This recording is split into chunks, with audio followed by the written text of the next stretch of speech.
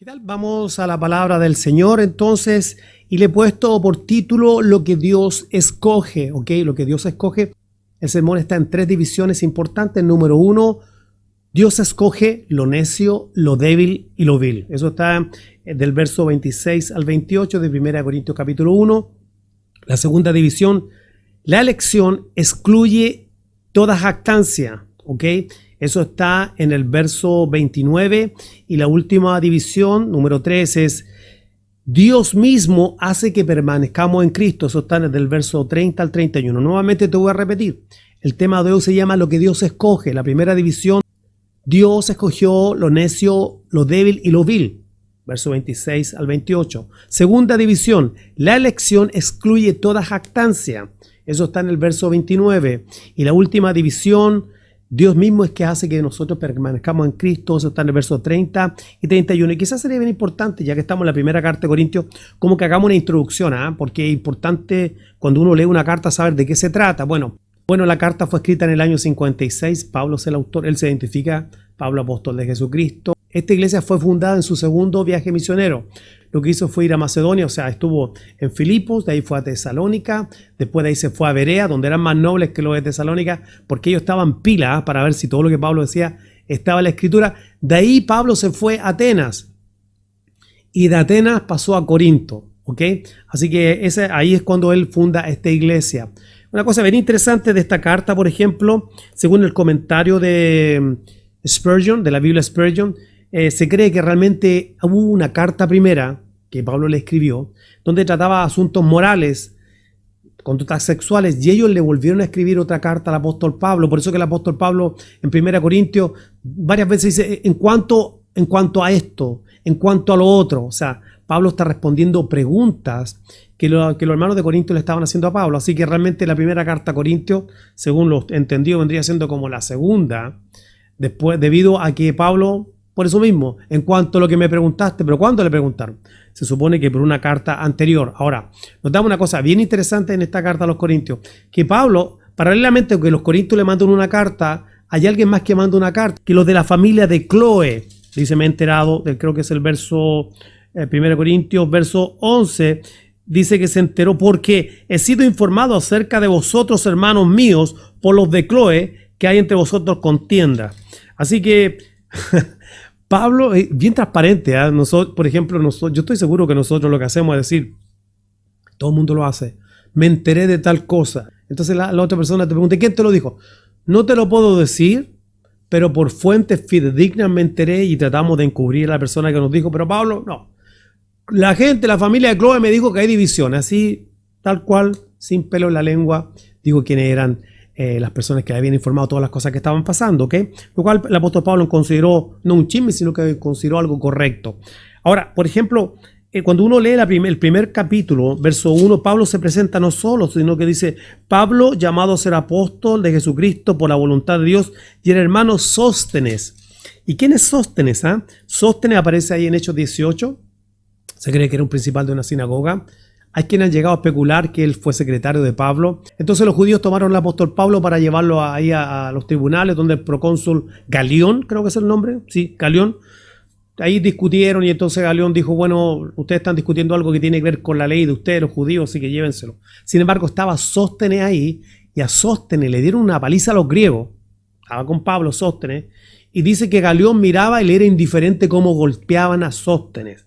Bueno, Sóstenes, ese tan golpeado, soldado de Jesucristo, compañero de Pablo, es quien Pablo lo pone ahí al lado de él diciendo Pablo y el hermano Sóstenes, aunque Sóstenes, bueno, vemos que Sóstenes no escribió la carta, pero de alguna manera Pablo se sentía identificado con aquellos que eran sus compañeros de milicia. Algunos nombres ahí, por ejemplo, que aparecen en 1 Corintios, aparece Cefas, que es Pedro, conocido por todos nosotros, el apóstol Pedro. También aparece Apolos, ¿verdad? Apolos, la mención que tenemos en el libro Los Hechos de Apolos, que era un varón poderoso en la Escritura, ¿ok? Que solamente conocía hasta el bautismo de Juan, pero poderoso en la Escritura, Hechos 18, 24. Y después empieza Hechos 19 y dice que Apolo estaba en Corinto. O sea que Apolo tuvo algún tipo de influencia en la iglesia de Corinto. Al final de la primera carta, en el capítulo 16, Pablo, al ver tanto desorden con los corintios, dice que quiere que Apolo vaya y esté presente, pero Apolo de ninguna manera tuvo disposición. Por lo menos sí, la versión Reina Valera dice, de ninguna manera tuvo disposición de ir. Por todas las cosas que estaban pasando, realmente Pablo había sido el fundador de esa iglesia y se sentía sumamente frustrado, ¿ok? Acá ya estaba un poquito más arriba al lado de Corinto, así que eso es más o menos la historia para que nos hagamos como un paralelo. ¿Ah? Nombré adelante a... Faltan dos personajes que también aparecen ahí en la carta. Crispo, ¿verdad? Aparece en 1 Corintios 1:14 cuando el apóstol Pablo dice a nadie bauticé sino a Crispo y a Gayo. Crispo, ¿verdad? Aparece ahí en el libro de los Hechos, capítulo 18, verso 8, el principal de la sinagoga, ahí en Corinto.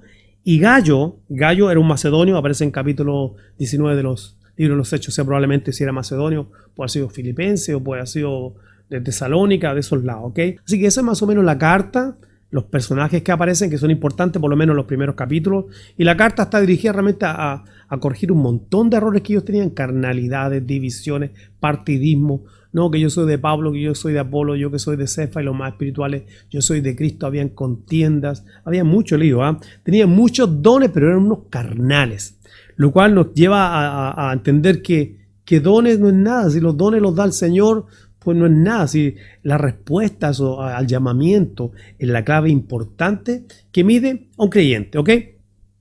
Entonces eso es más o menos lo que es la introducción y vamos ahora de lleno a la palabra del Señor. Quiero que leamos juntos entonces, vamos a leer ahí en 1 Corintios capítulo 1 verso 26, dice, pues mirad, hermanos, vuestra vocación, que no sois muchos sabios según la carne, ni muchos poderosos, ni muchos nobles, sino que lo necio del mundo escogió Dios para avergonzar a lo sabio, y lo débil del mundo escogió Dios para avergonzar a lo fuerte, y lo vil del mundo y lo menospreciado escogió Dios, y lo que no es, para deshacer lo que es, a fin de que nadie se jacte en su presencia. Verso 30.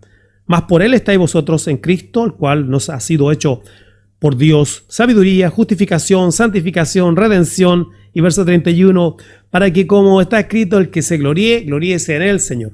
Vamos entonces a la primera división, ¿verdad?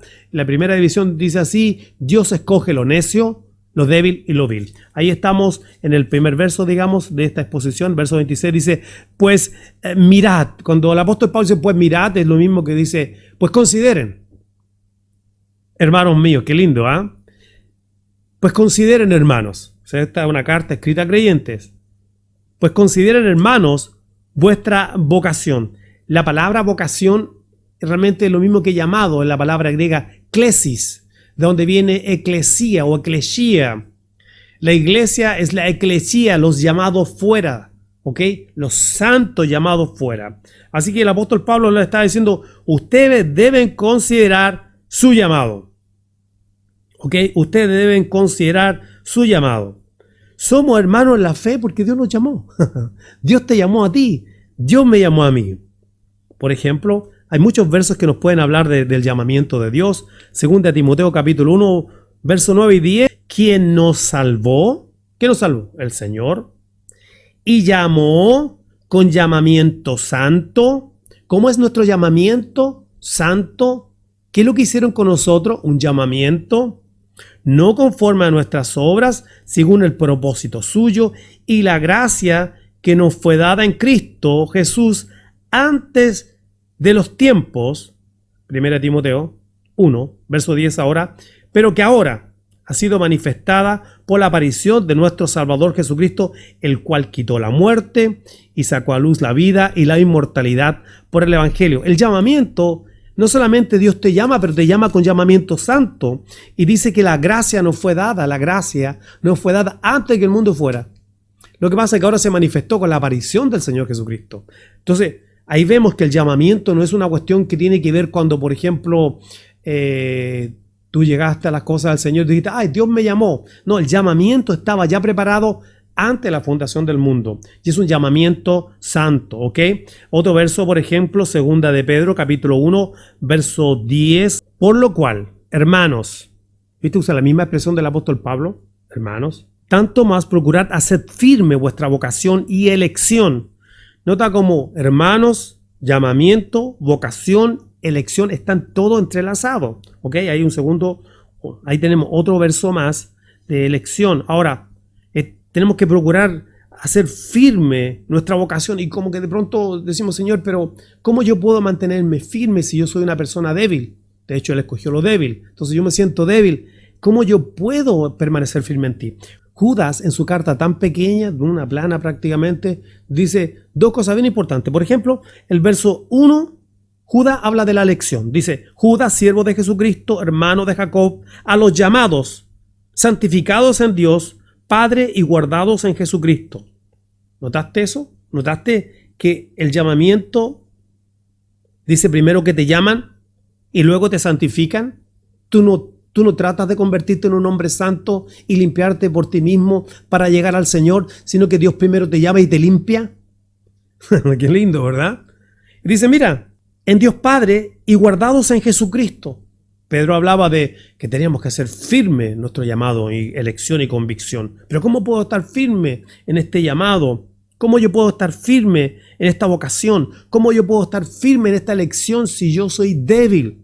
Bueno, Judas nos anima.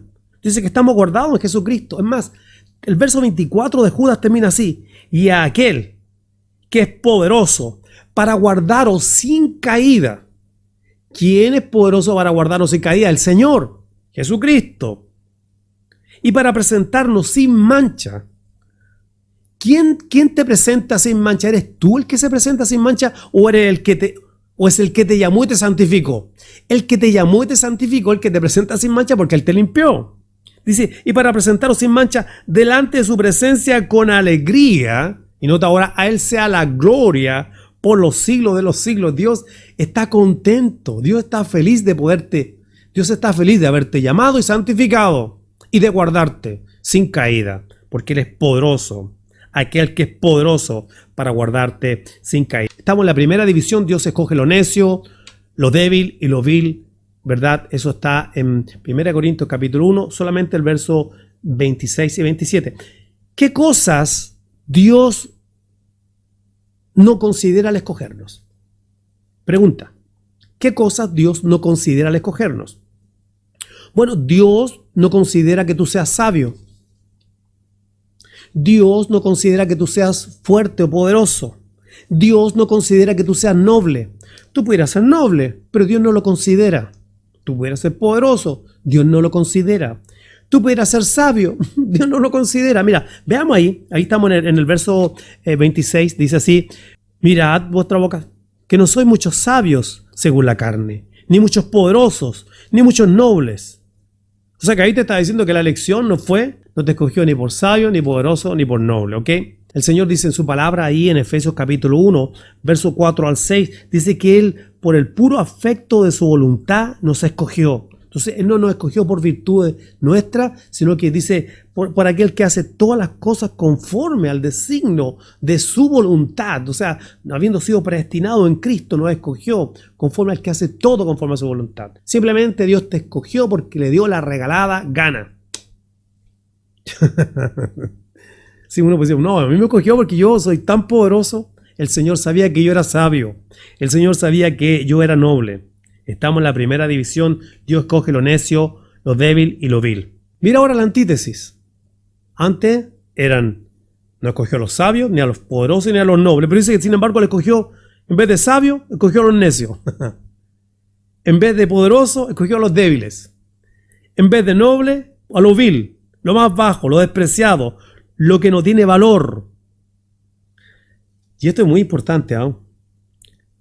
Mira, quizás a lo mejor tú digas, bueno, tú sabes, pero yo sí era poderoso económicamente. Sí, pero a lo mejor eras poderoso, pero a lo mejor eras necio. O a lo mejor tú dices, no, yo vengo de una buena familia. Sí, pero a lo mejor eras débil o eres débil. O sea, cualquiera de estas categorías te puede tocar. O sea, a lo mejor tienes las tres, o a lo mejor tienes una de ellas.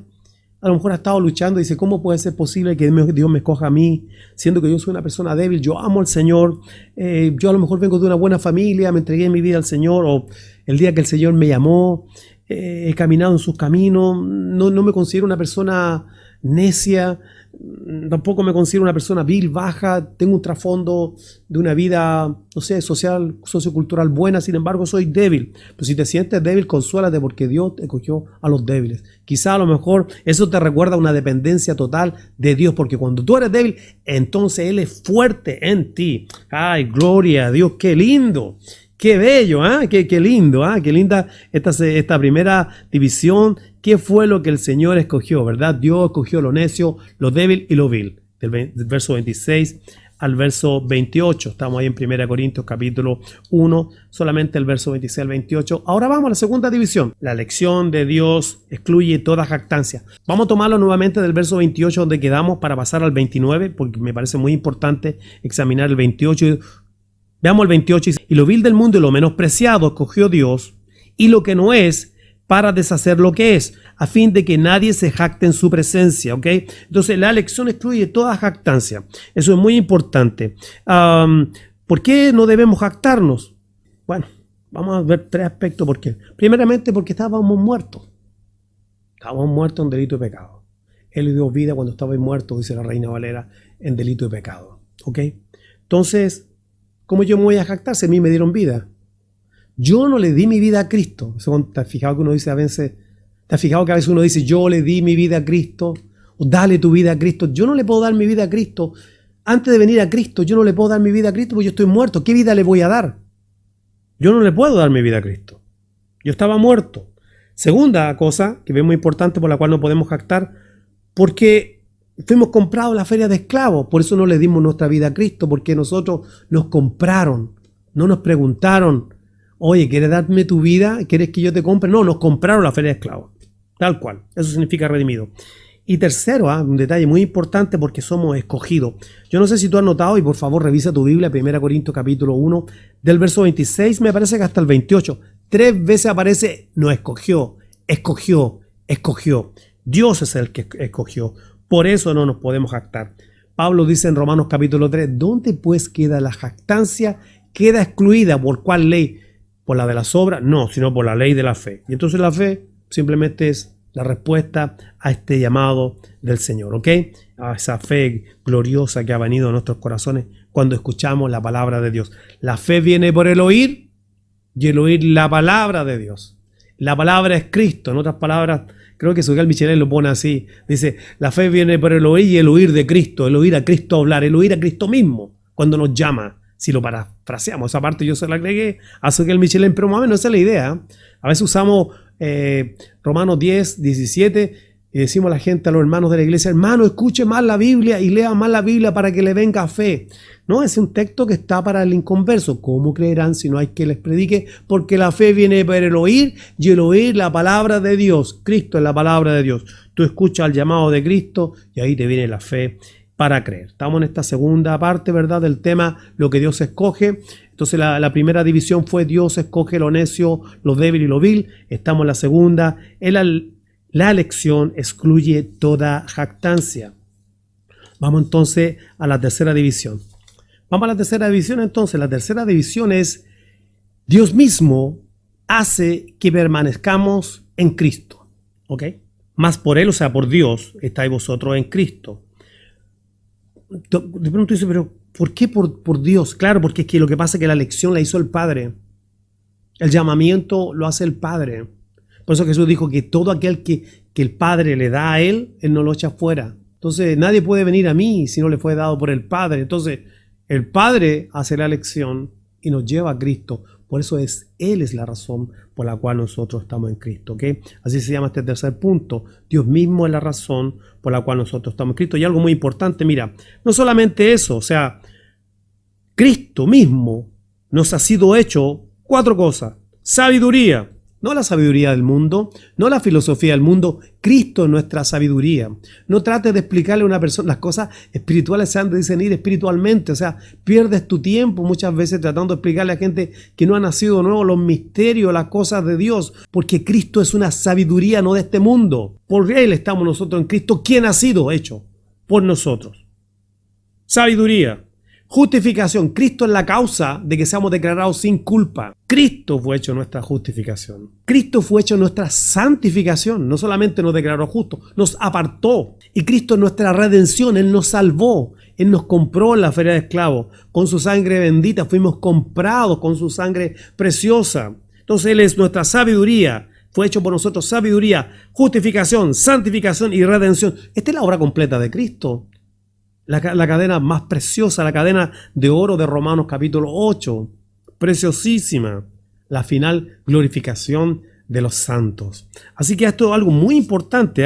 De ahí entonces que por Él estamos en Cristo. ¿Y qué hacemos nosotros? Si Cristo es nuestra sabiduría, si Cristo es nuestra justificación, si Cristo es nuestra santificación, no solamente nos llamó a ser santos, está haciendo un trabajo de santificación en nuestras vidas. Si Cristo es nuestra redención, entonces nosotros ahora, porque por Él estamos en Cristo, producimos fruto. Esa es nuestra responsabilidad. Damos fruto, nuestra responsabilidad. ¿Por qué? Porque hemos sido insertados en Cristo como un acto de soberana elección. Le preguntaron a Charles Spurgeon una vez, ¿cómo usted reconcilia la elección soberana y la responsabilidad del hombre? Y él dijo, yo no tengo que reconciliarla porque nunca han estado divorciadas. Dios es soberano, 100% soberano. Dios escoge soberanamente, pero nosotros respondemos, ¿ve? Dando fruto.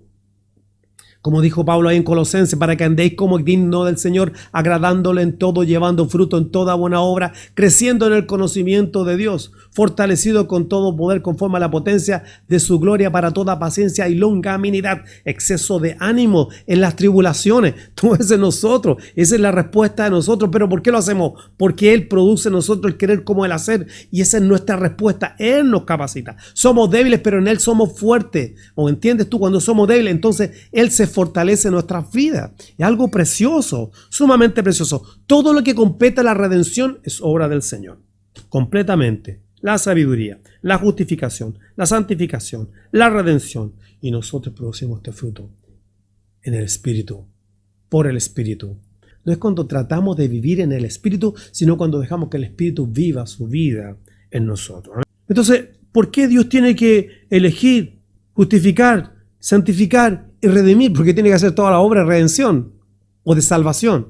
La respuesta está en el verso 31. Para que, como está escrito, el que se gloríe, gloríese en el Señor. ¡Wow! ¡Qué tremendo! Yo no sé si tú te estás acosando, pero tú estás, yo no sé. Esto es para gloriarme en el Señor. Que nos llamó con llamamiento santo. Que nos escogió no por ser nobles, no por ser fuertes, no por ser sabios, sino que a lo mejor por ser viles, por ser necios. La palabra de Dios entonces nos va a desafiar. ¿Cómo concluimos? Con un desafío. O sea, tal exposición, pero tiene un desafío importante. O sea, ¿qué es lo que pretende Dios de mí al leer yo esto? O sea, ¿para qué me sirve esto? Hay un desafío. Mira, ¿dónde lo encontramos? 1 Corintios 1, verso 2. A la iglesia de Dios que está en Corinto, a los santificados en Cristo Jesús. La primera parte, Él es tu santificación. Él te llamó con llamamiento santo. O sea, eso es la parte soberana. Esa es la parte divina. La primera parte, verso 2a. A los santificados en Cristo Jesús. Mira la parte humana. Llamados a ser santos, con todos los que en cualquier lugar invocan el nombre del Señor Jesucristo, Señor de ellos y nuestro. Así que el gran desafío es no solamente que tú digas, bueno, gloria a Dios, Cristo es mi sabiduría, Cristo es mi justificación, Cristo es mi santificación, Cristo es mi redención, y también tienes que agregarle, y ahora yo tengo que caminar, como dice aquí, llamado a ser santo. Y ahora yo estoy llamado a caminar como una persona santa. ¿Ves? ¿Te das cuenta?